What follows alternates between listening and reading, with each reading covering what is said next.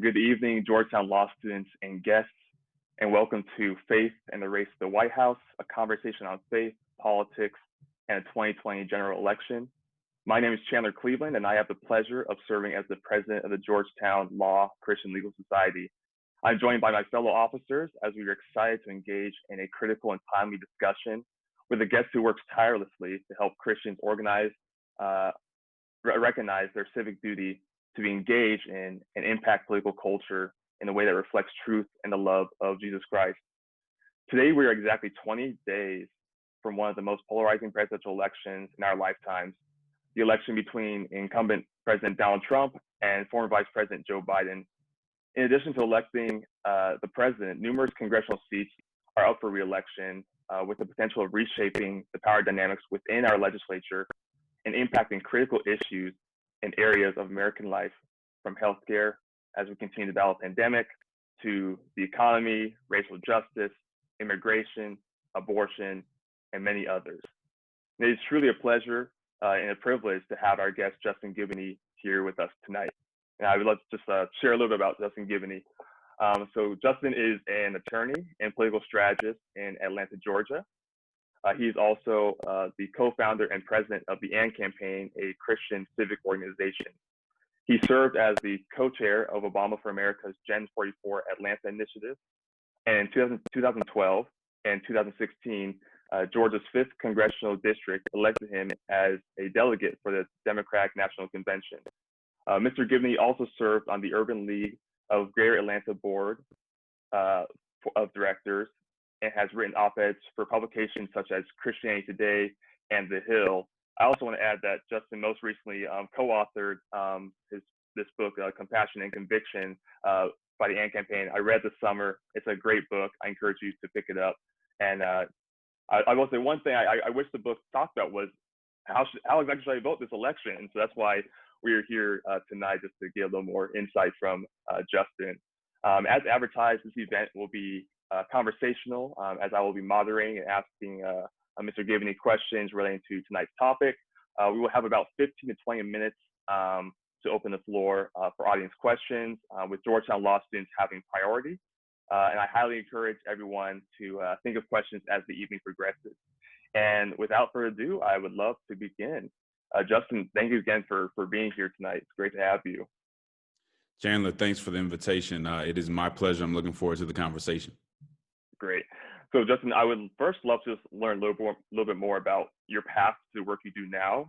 How did you go from playing football at Vanderbilt to becoming a lawyer and getting involved with politics and now leading the AND Campaign? Yeah, that's a good question. It wasn't necessarily one of those things that was all planned out. I think God had a purpose for me and kind of led me in almost a circuitous route to where he wanted me to be. So yeah, I can start with, like you said, I went to Vanderbilt University undergrad. I studied social policy and philosophy, then went to Vanderbilt Law School. Ended up after law school moving to Atlanta, on-campus interviews, got a job with a mid-sized firm in Atlanta. I was doing medical malpractice defense, and learning a lot. But I had a really strong interest in politics. I actually had a group of guys who I would meet up with, a couple times a week, and we'd either be talking about sports or we'd be talking about politics. And one day I just looked at the group and I said, guys, why are we being so academic about this, right? We're not in school anymore. Why don't we get into the game? I mean, what are we just sitting here talking about it for? And so there was a mayoral race coming up in Atlanta. And so what we did, it was probably about a year and a half out. And so we researched the candidates. We actually did memos and all kind of stuff just to see who was the best candidate, made sure we did our research, our due diligence. And there was a state senator named Kasim Reed who stuck out. And so we literally just went, to his campaign and said, how can we help? And because I was, still working for the law firm, I was really just volunteering every weekend. As soon as I got off work, I would go to the campaign office. And we literally went from a guy who was like 1 or 2% in the polls. We were just knocking on doors in Southwest Atlanta, real grassroots, to all the way to kind of doing debate prep and things of that nature, and actually winning the election. And that was, for anybody who wants to be in politics, I'll just give this piece of advice. Join the campaign. Join the campaign as somebody you believe in. There's no better way to learn the city that you're in, especially when you need to kind of get out of that college bubble, because college can be kind of, we're in this together in the outside world. You're not really engaging. Well, that's a great way to engage your community. You get to meet the grassroots community. You get to meet the business community and so on. So it was a great experience. Ended up working as counsel for the mayor's office, and running campaigns. So I met so many people, had so many different experiences that I started managing campaigns from there, doing campaign strategy. And that's really, really how I got into the game. I think one of the other things that I learned from running campaigns and engaging kind of the grassroots is that there's a difference between intelligence and political smarts. And I think one thing, especially, for folks who come from kind of like more prestigious universities, you think you can kind of go into the streets and automatically you'll know everything and it'll be kind of second nature. It's not. There are a lot of things that you can learn, and it's really important to take the time to do that. And thankfully, I had mentors who were from that grassroots kind of oriented point of view that helped me learn that. So that's really how I got into politics. Thanks for sharing that, and I appreciate that advice, and that realization that where you come from does not automatically give you the knowledge or the skill to get involved with politics. So I appreciate that. So you ran all these campaigns. You serve as a delegate for the Democratic National Convention. You co-chair the Obama for America Agenda 44 Atlanta Initiative. Is it safe to assume that you're a registered Democrat? Yes, that is safe to assume. I'm a registered Democrat. I come from kind of like a blue collar black background. My mother worked for the Denver transit system. My father worked for the Denver Water Department for over 30 years. And coming from kind of the Black traditional church and those traditions, the civil rights and all that, that's really what made me lean towards the Democratic Party. And I think it stuck with me. All right. Thanks for sharing that. So I'm going to just jump into talking about, the current situation we're in right now. So we have, as we've had for many years, Democrats versus Republicans for the White House, for Congress. But I know this year, as well as 2016, we have candidates, especially a Republican candidate who is very different than what we've seen before. And many people, especially Christians, have been turned off by his rhetoric. Some Christians have been able to look past his rhetoric and look at the policies because they are traditional conservative Republican policies. So I want to ask you, in your opinion, what are the most compelling reasons that Christians have to vote for either party? What would you say are the compelling reasons Christians have to vote for Democrats, and what would you say they are to vote for Republicans? Yeah, good question. And just so people know, my organization is it's a Christian civic organization that is nonpartisan. So we have Democrats, we have Republicans, and part of the thing that we're trying to do is get people not to be so partisan. So I still am a Democrat. I think there's an advantage. I think there's a practical advantage to engaging parties. But at the same time, I don't think our identity should be in parties. And so we have to think about the fact that we need to be Christian first and at least have enough separation from the party that we can critique the party. Too often Christians, if you talk about their party, it's like you're talking about their mother or something, right? They react, they get upset. And really that shows that you may very well be indoctrinated.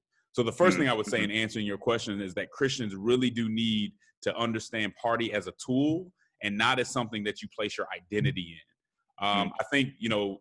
I think for a lot of people, especially in the African-American community, being a Democrat comes from, I think, the fact that a lot of times, historically, conservatives were not in support of civil rights.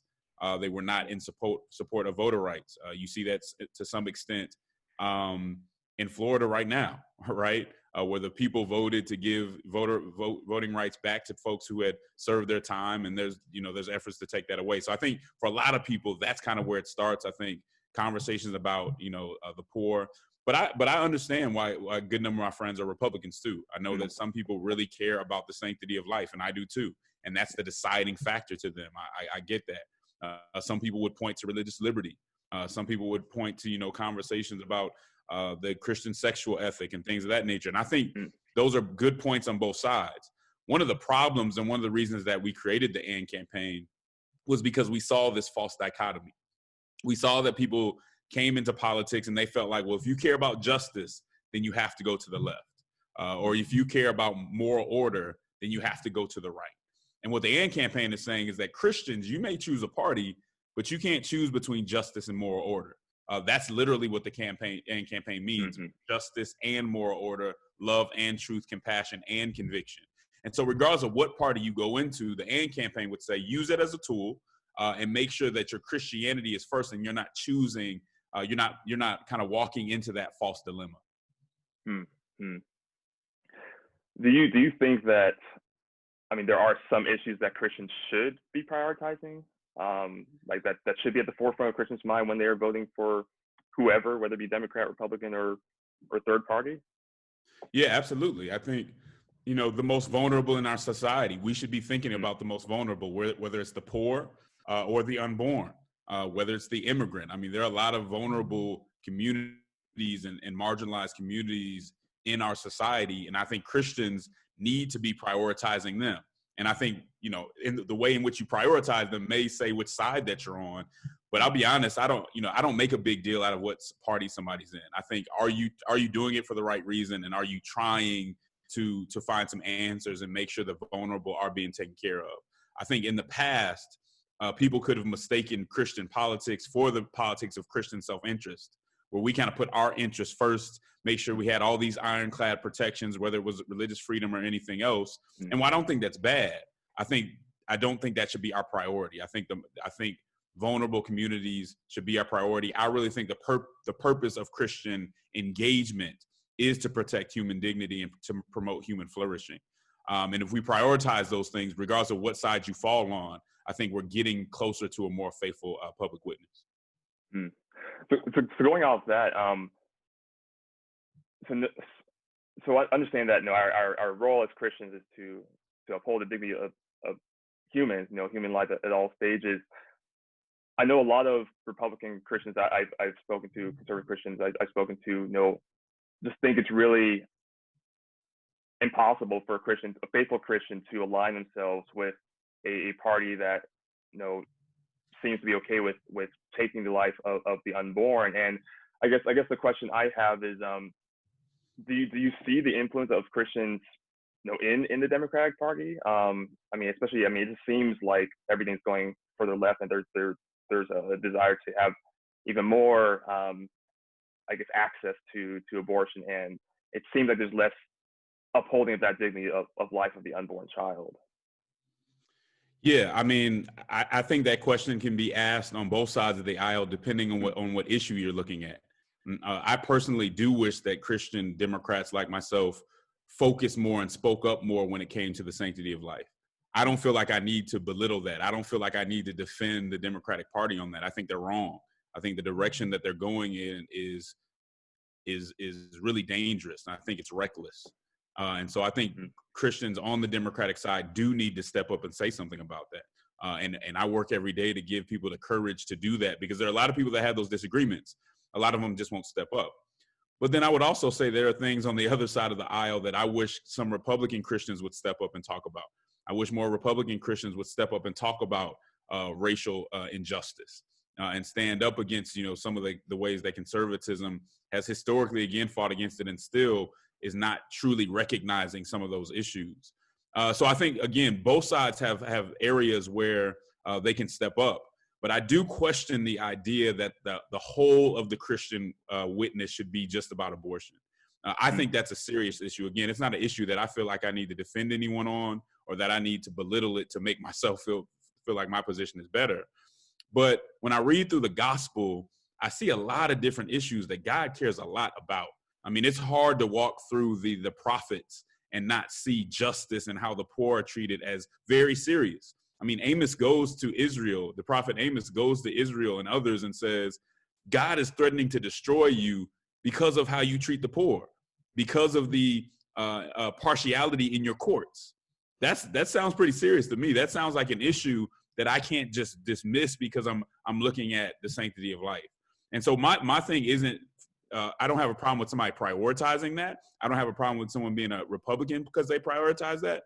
I think the issue is if you put it in a vacuum and other issues don't get full examination because you're so focused on that. That would be my response. Hmm. So what do you think it looks like, speaking specifically about the presidential election, what do you think it looks like to be a Christian witness when voting in this election? What do you think it means for us to approach, the choice between Donald Trump or Joe Biden, or as I always say, someone else, as a Christian, and think about that through the lens of the Bible and in Christ? Yeah, I think for one thing, to know how serious this is, to take your civic Mm-hmm. duty seriously, because I do think it is a matter of caring for your neighbor. I think it's that serious, and so to take the time to really to do your due diligence and be thoughtful about the decisions that you make. But we talk quite a bit about this in our book, again, Compassion and Conviction. The other thing I want Christians to understand is that while we should take this election seriously, no one vote is the whole of your public witness. You have local politics that we can focus on. Sometimes that has even more direct impact on your community. And there's so many other things that make up the whole of our public witness. An election is the end of one process, that being the end of creating the agenda, the primaries, choosing the candidate. It's the end of that process. And it's the beginning of another process, right? The process of holding people accountable and things of that nature. It's one part of who we are as kind of civic animals, but it's not everything. And so too often people say, well, if I make this one vote, I'm so nervous about it because this is everything. It's not everything. It's not an ultimate thing, though it is an important thing. And I think as Christians, to see politics in general as important but not ultimate is really important. And to me, that doesn't make you any less passionate. That doesn't make you any less serious about how things go. But it does allow you to put it in perspective to say there's something bigger out there, and I can be hopeful, and I can still treat my neighbor kindly and be very serious about these issues. So that would be my message. I'm not going to tell anybody who to vote for. I think you guys should be thoughtful about it, and in community have conversations about it like you are today. So I think that's excellent. But you can make your decision, make the best one you can, but don't feel like this is the whole of the process, or that you're responsible for everything that person does once they get in. You are responsible to try to hold them accountable, but you don't control exactly what they're going to do. Just make the best decision you can. So on this issue of accountability, so one of the biggest reasons I think that Christians, especially conservative Christians, are willing to overlook, President Trump's personality flaws is because of the president's power over the courts, the federal courts. These are lifetime appointments. And you mentioned that this one election, is not the end all be all. Yet the president has the power to appoint people who will serve for lifetime appointments for decades and decades to come. And so, what do you think? How do you think that should influence how we think about these elections? That we recognize that the president will come and go, but the appointments that he makes, federal at the lower court level and the Supreme Court level, have very lasting impact on very important issues.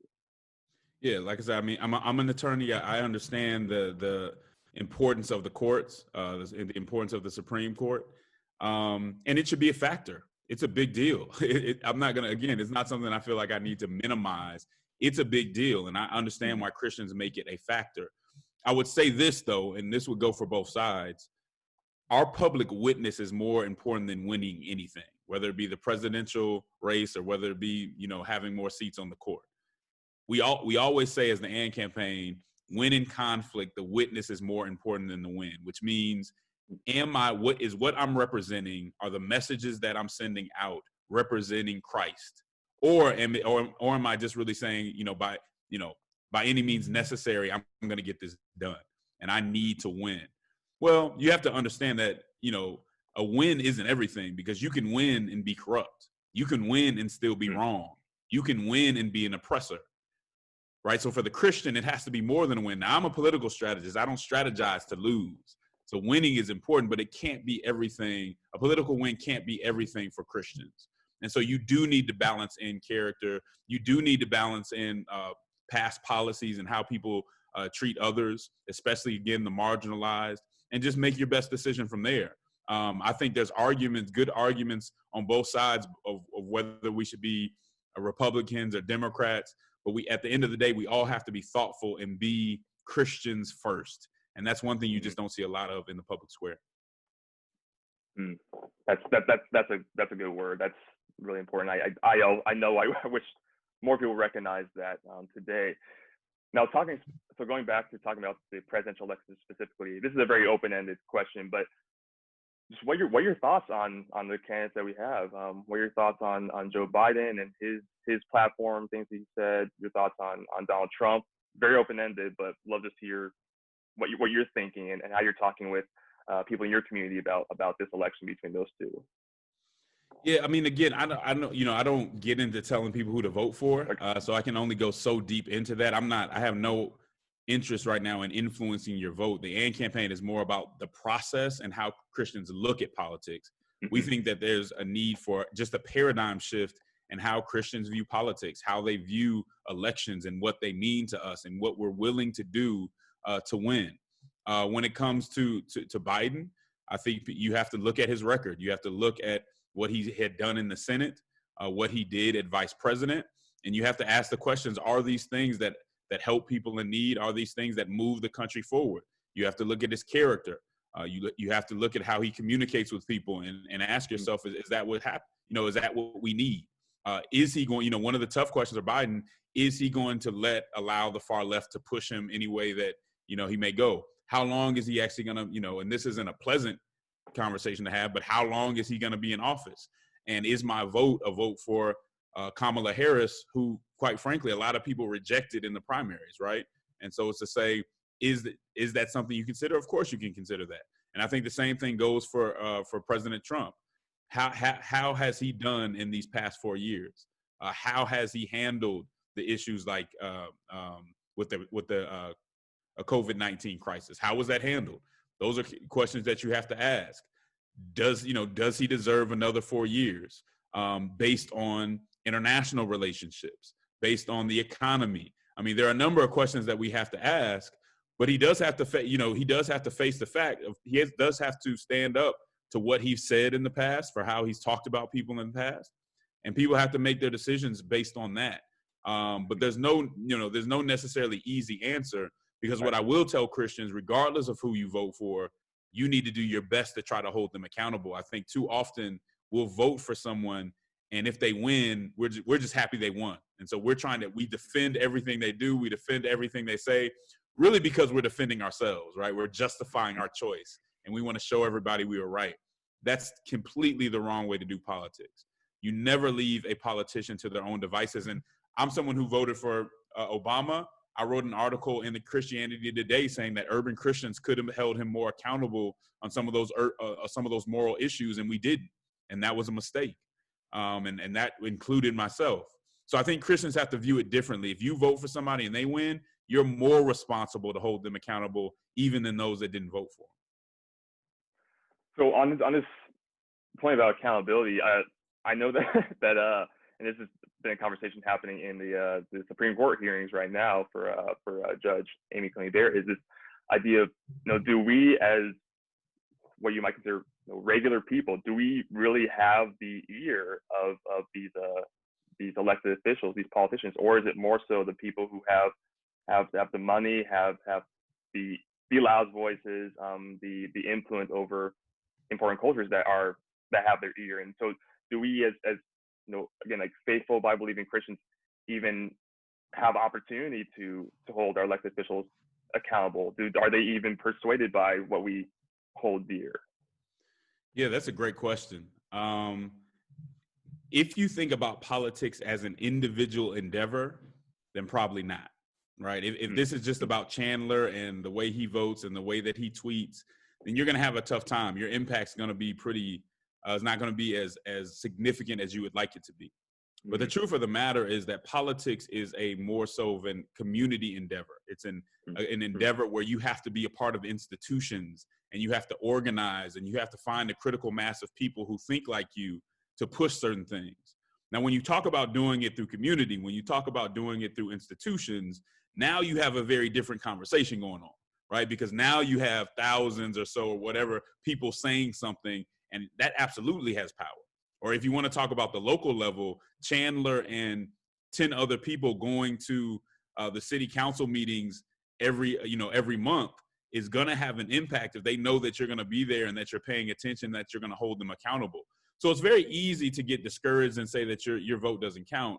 But I would recommend that we stop thinking about politics as just an individual endeavor. Sure, we all vote individually, but there's so many other things that we have to do. And even with our vote, we should probably team up with other people and think through strategy of how we vote. I mean, I know some Christians who are saying, you know what, I'm going to vote for the Democrat, but I'm going to vote for the Republican. I'm Democrat for president, but I'm going to vote for the Republican when it comes to the Senate because I don't want either side to have everything.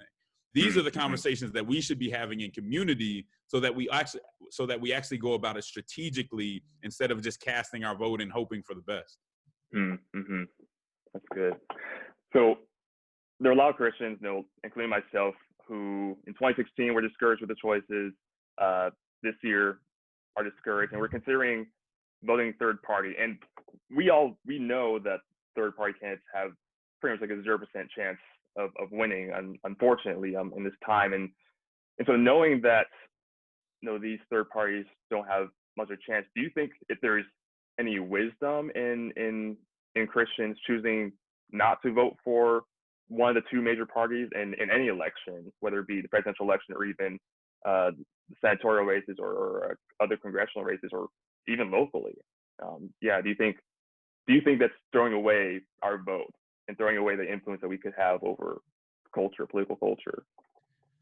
Yeah, if you can't in good conscience vote for one of the candidates, one of the candidates in one of the major parties, then don't. I mean, I understand that. I wouldn't be mad at you. I mean, I get why people do that. I think there is a strategic and practical value to engaging in the two major parties. I mean, our system has always pretty much been a two-party system. Not saying that I like that, but that's just kind of the way that it's been. And I think some of the reason that, and this goes back to something I said earlier, part of the reason that people are just like, man, I don't want to vote for one or other, I don't want to be a Democrat or Republican, is because they're expecting too much of that. Again, they're expecting to put their identity in the party, whereas you can just use the party as a tool. If you do it strategically, you may say, well, man, I live in an urban area. It's mostly Democrat. I'm going to have the biggest impact if I'm a Democrat, and I can go about it that way. I mean, when it comes to voting, you just have to make your decision. But once again, understand that this isn't everything. So if you vote off, if you don't want to, you can't in good conscience vote for one or the other, then don't. I would recommend that you would try to, that you say, okay, how can I strategically do this and vote for the best person? But if not, I don't think it's a hard, fast rule. I don't think you're being unfaithful. So I can't really advise anybody that they have to vote for one of the two parties. Right. But be willing to not just be willing to vote for either party. I would advise people not to feel like just because you're a registered Democrat or Republican that you have to vote for that person. Right. Be willing to step out of that box. Mm-hmm. That's good work. That's necessary to think about. And I'm wondering, so when you speak to different groups, whether you're speaking to conservative groups or liberal or progressive groups, what your conversations with those groups look like when you are talking to them about approaching politics faithfully? So for progressive groups, I mean, do you tend to talk more with them about the importance of religious freedom or sanctity of life? Or with conservative groups, do you tend to try to steer them more towards this, recognizing the need for racial justice and criminal justice reform and immigration, a lot of these issues? I'm just really curious to know like how those conversations are different, or how you take different approaches to different groups. That's a good question, Chandler. Keep in mind that the AND campaign's framework is about dismantling that false question that I talked about. Mm-hmm. It's dismantling that false dichotomy between justice and moral order. Mm-hmm. And usually that's what I'm trying to do when I go to speak to either side. So if I'm going to speak to progressives, and a lot of times when I go to universities, I'm talking to a lot of progressives. Okay. I want to help them realize that moral order is very important. That in fact, truth is very important, and that you can't have justice without absolute truth, right? So we know that there's this postmodernism that says basically you can't it's hard to know what truth is, and everyone kind of has their own truth. Well, if that's the case, it's hard for you to make a case that you can call somebody else to do justice. Because without an absolute truth, without an absolute standard that is timeless, how do I go to some other group that has a whole different culture, that has a whole different group of priorities, and say, no, you have to treat this person over here a certain way? Well, the only way that works is if there's a standard that applies to both of us, and it doesn't matter what our culture is, that it doesn't matter what I may be thinking at the minute, or it doesn't matter what my experience is. If I'm supposed to do justice, then I have to do justice.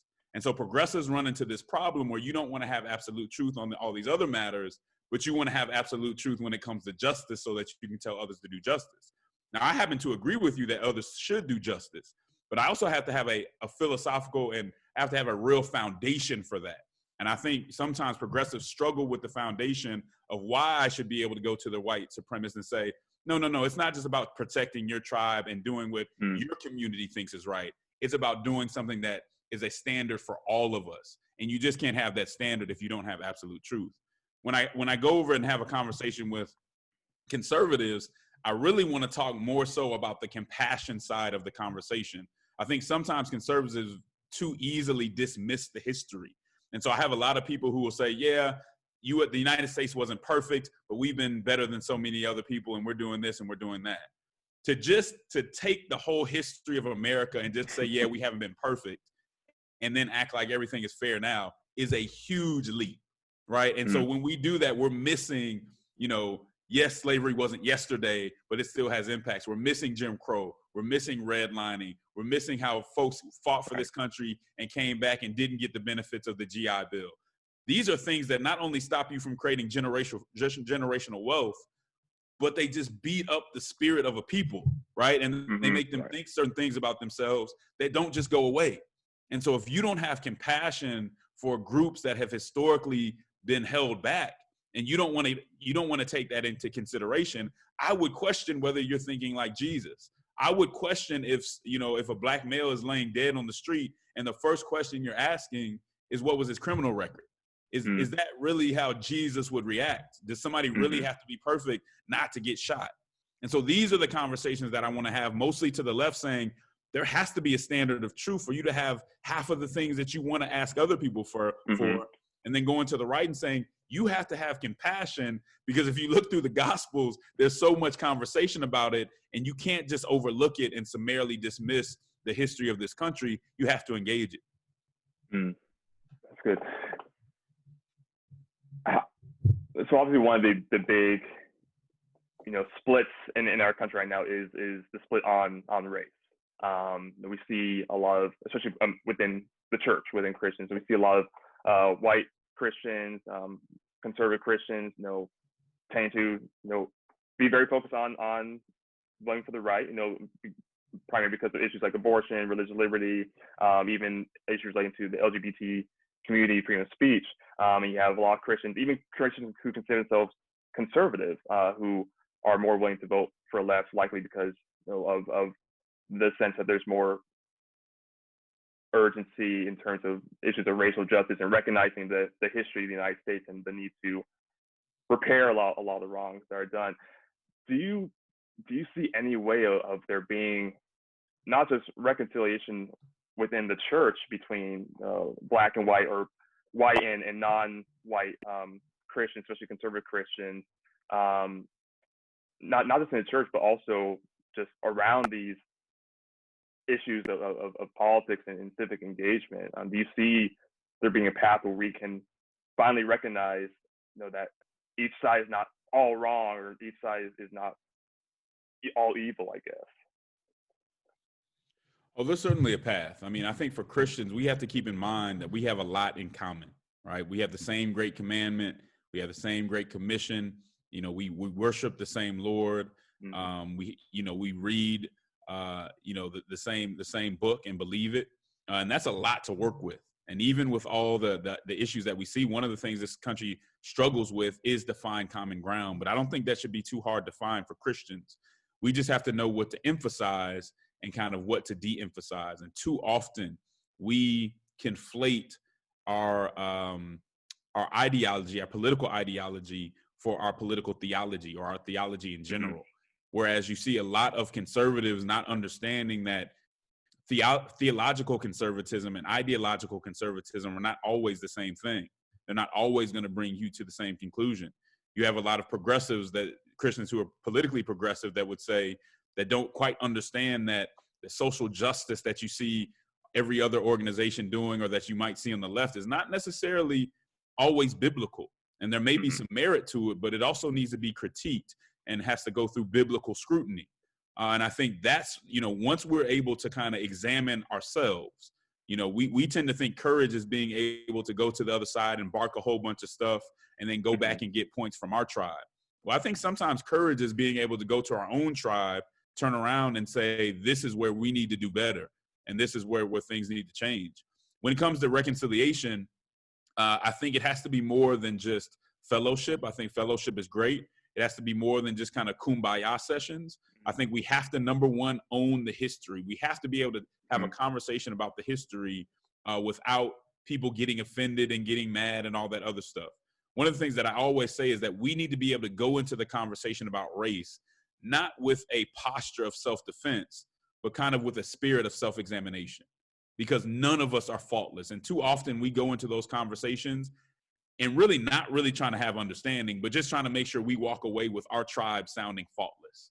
And that's just not how it works. I don't know too many people that walked into a conversation with Jesus in the Bible and walked away with their narrative intact. And so we need to be less worried about having a perfect storyline and more worried about being faithful. Outside of that, I would say this: to have reconciliation, again, it can't just be kumbaya sessions.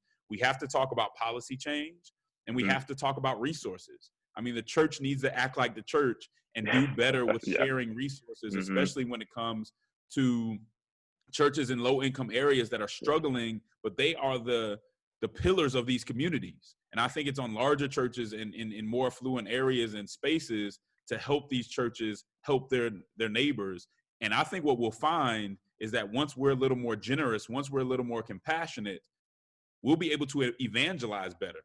I truly believe that, especially when it comes to the right, that our unwillingness to do justice and to talk about justice and to lead on justice has impacted in a negative way our ability to evangelize, because it's hurt our credibility, and people don't want to hear from you if they don't think you care about them. That's great. Thank you, Justin, so much.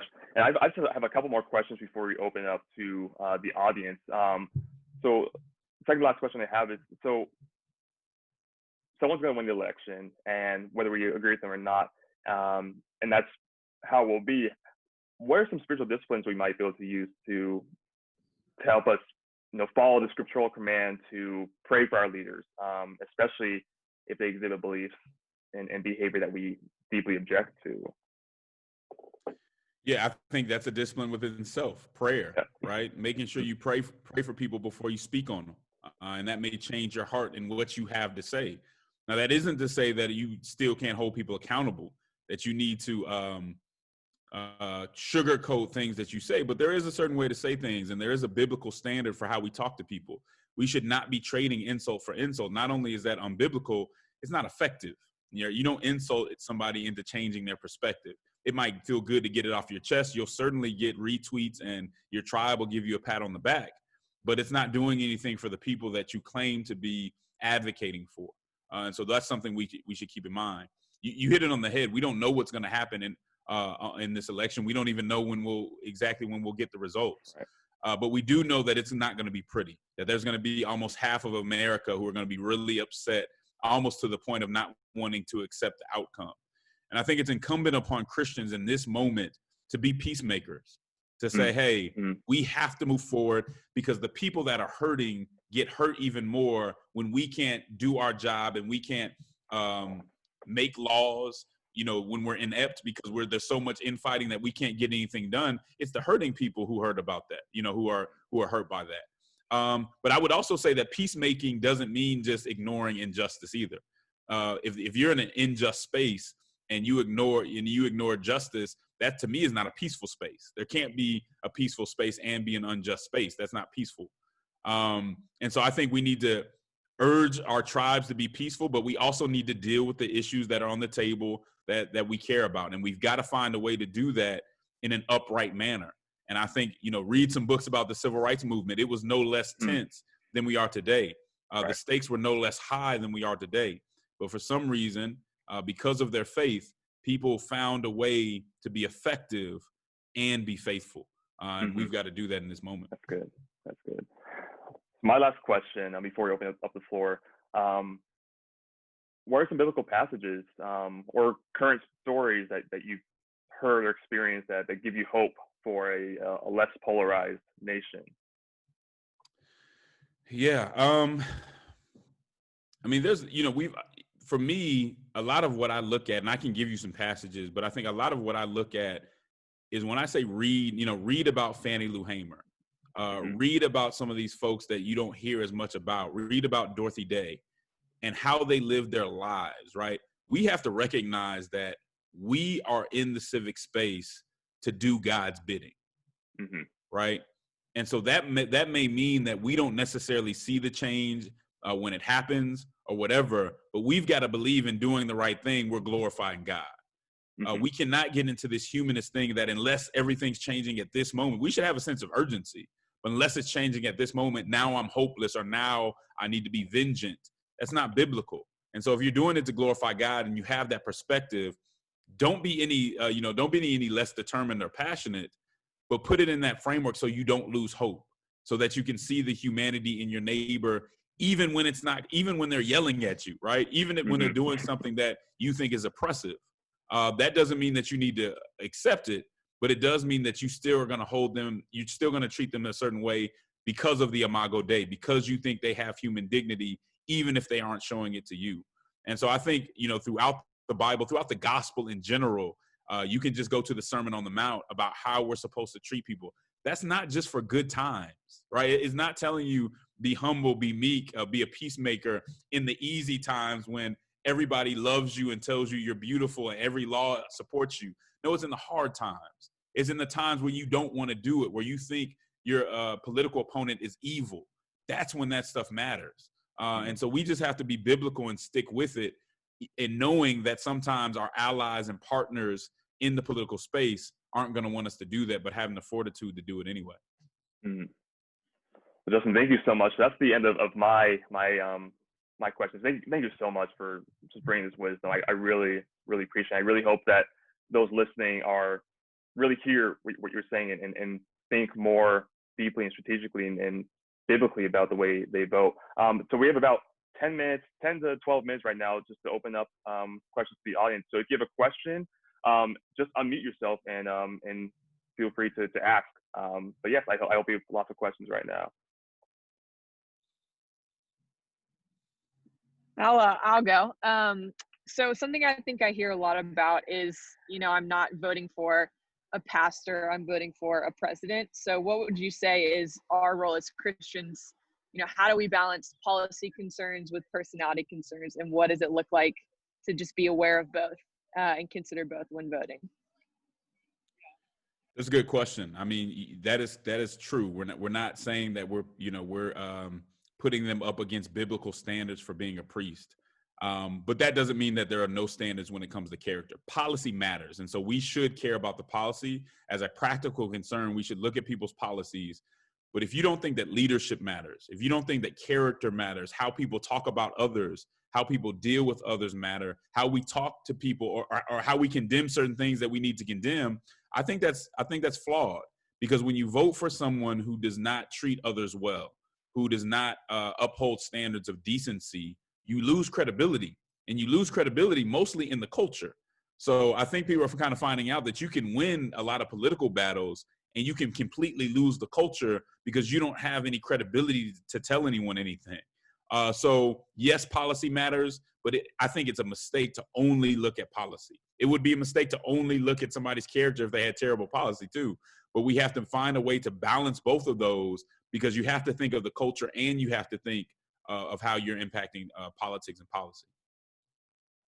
So it's often said that the Democratic Party has foregone any kind of claim to moral leadership, or a lot of claims to moral leadership. And I don't know, to me that kind of rings true, thinking about past Democratic presidents, FDR, JFK, or like Jimmy Carter. And there was an element of moral leadership to their presidencies as well. But in the modern era, the Democratic Party has sort of ceded that ground to the Republican Party. Do you think that's accurate? And do you think that the Democratic Party, if it is accurate, can the Democratic Party come back from that and like sort of reclaim moral leadership? Yeah, I mean, I think we're working a little, we're working with some narratives there. Has the Democratic Party ignored some very immoral things? Absolutely. And that's something that should be a consideration, should be a factor in the party somebody chooses or whatever. But most people, some people would say, morality isn't just the things that kind of ideological conservatives say morality is. Morality is also how you treat the poor. It's also other things. And then I would also say, so yes, that should be a consideration. I'm not here to defend the Democratic Party. Most Democrats think I talk too poorly of the Democratic Party. So I think that's right. But the other thing I would say is there are faithful people in the Democratic Party. I think there's faithful people in both parties. And there's things that some Democrats represented that some other folks didn't represent. The other part of it is almost like the law. You may have heard that the law never forces you to make the same mistake twice, right? So even if you have some kind of a precedent, well, you did this the first time, well, I don't have to make the same mistake twice.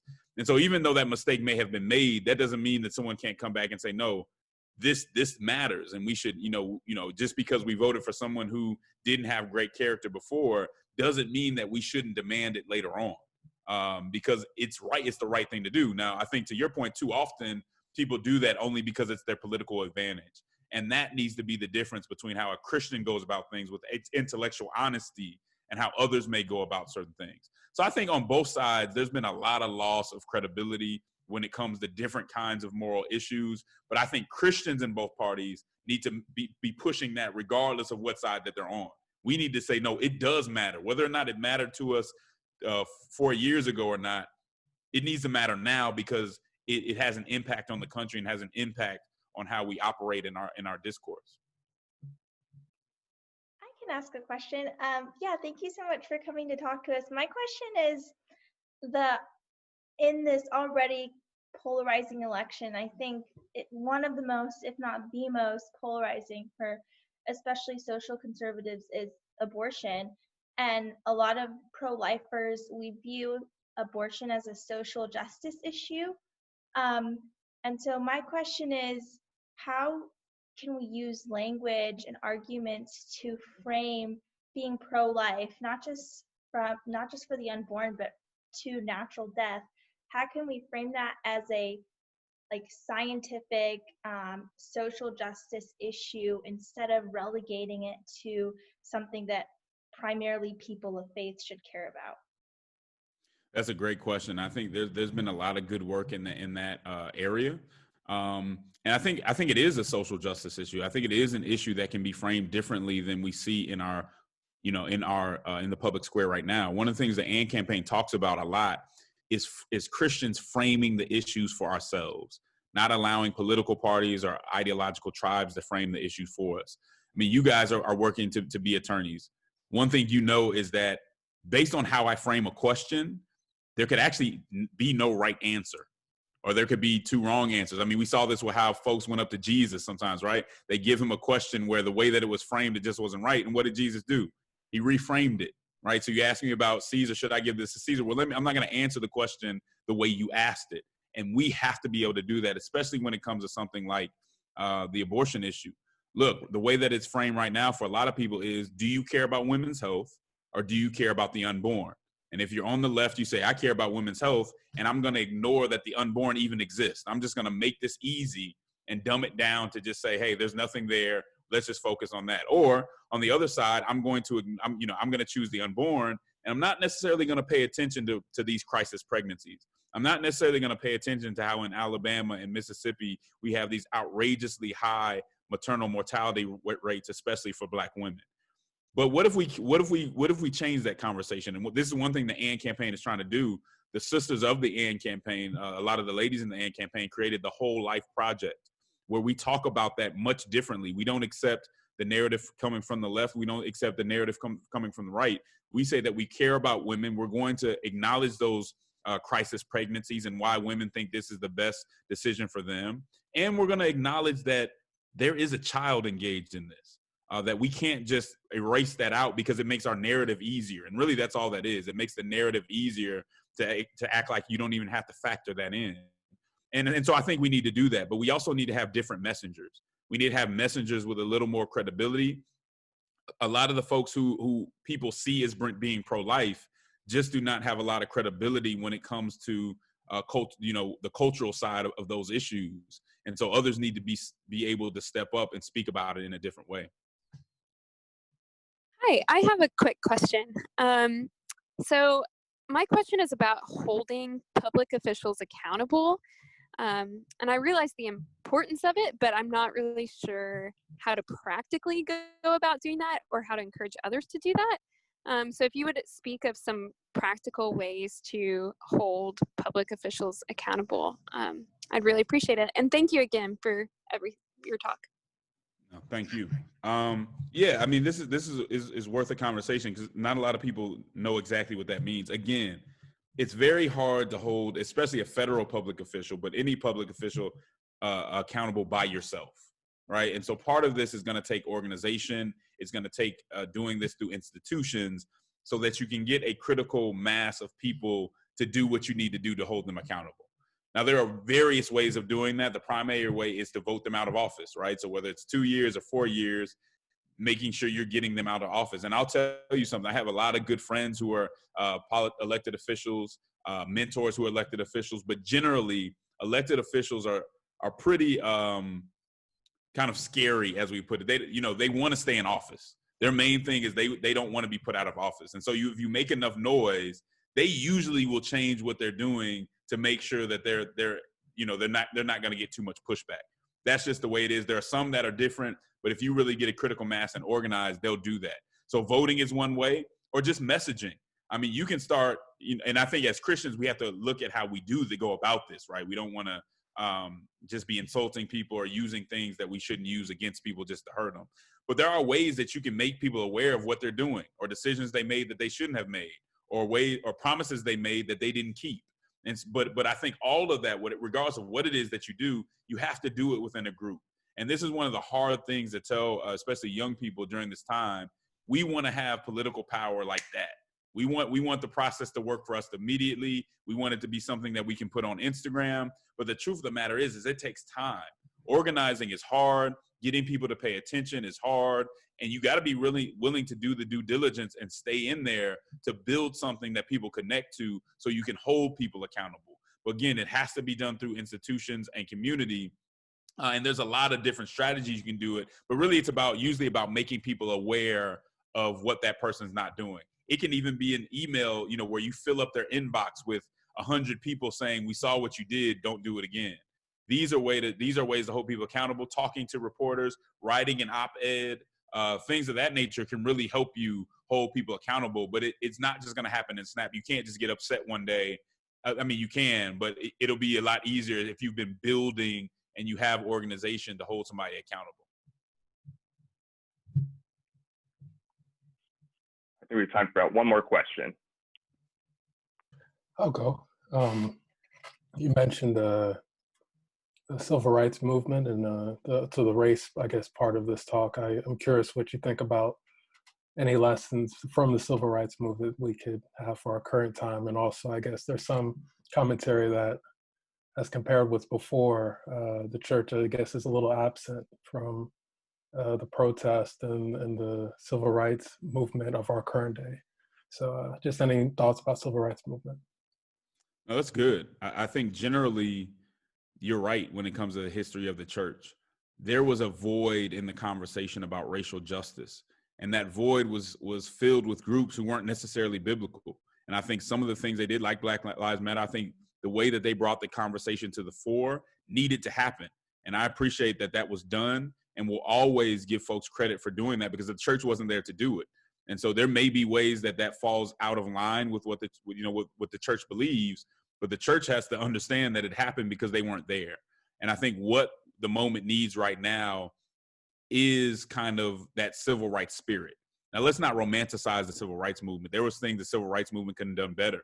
Number one, involving women in a better way, which it did not.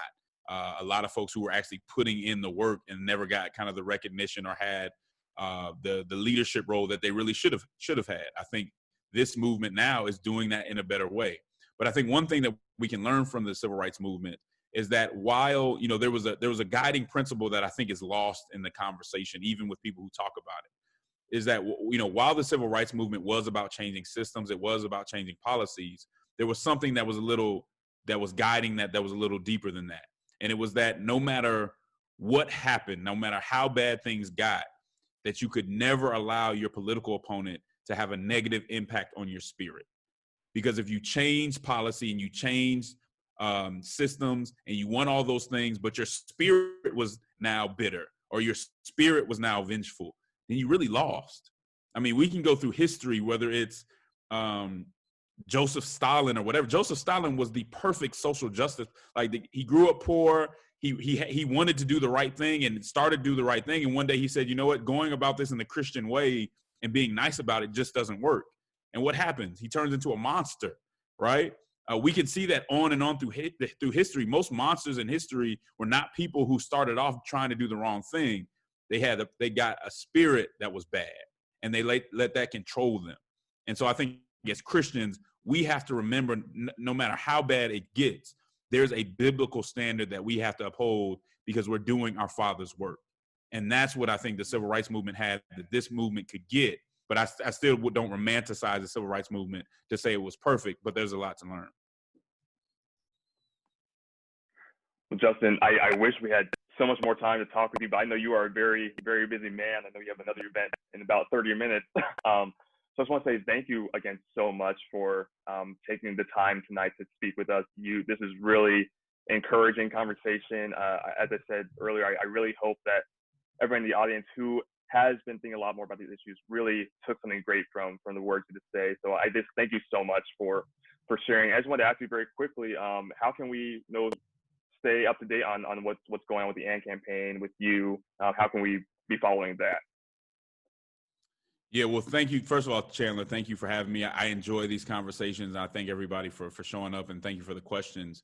So yeah, you can follow the AND campaign on Instagram and on Twitter at AND campaign, @AND campaign. You can follow me at Justin E. Giboney, at Justin E. Giboney on Instagram and Twitter, or you can go to our website, which is AND campaign, ANDcampaign.org. But there's a lot of ways to get involved. We actually have a chapter in the DC area. And so we want to get Christians involved in doing this stuff the right way and partner with those who are trying to get the good work done. All right, awesome. And for those who are interested, Justin you are speaking tomorrow, I know, at the InterVarsity Emerging Scholars Network, I believe at noon. So I just encourage everyone if you want more, just to be looking out, be on the lookout for that, more opportunities. I also just encourage you to read Justin's book, Compassion and Conviction. Again, it's a great read. I definitely encourage it. But Justin, once again, thank you so much. And everyone, I definitely encourage you to follow Georgetown Law Christian Legal Society on social media. We're on Facebook and Instagram at CLS Georgetown.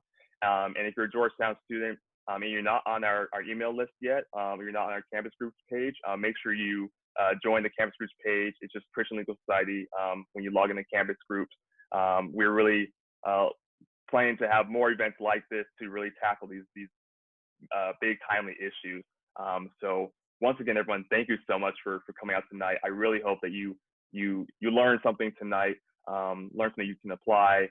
And I just thank you all for your engagement and your questions. And we look forward to seeing you at our next event.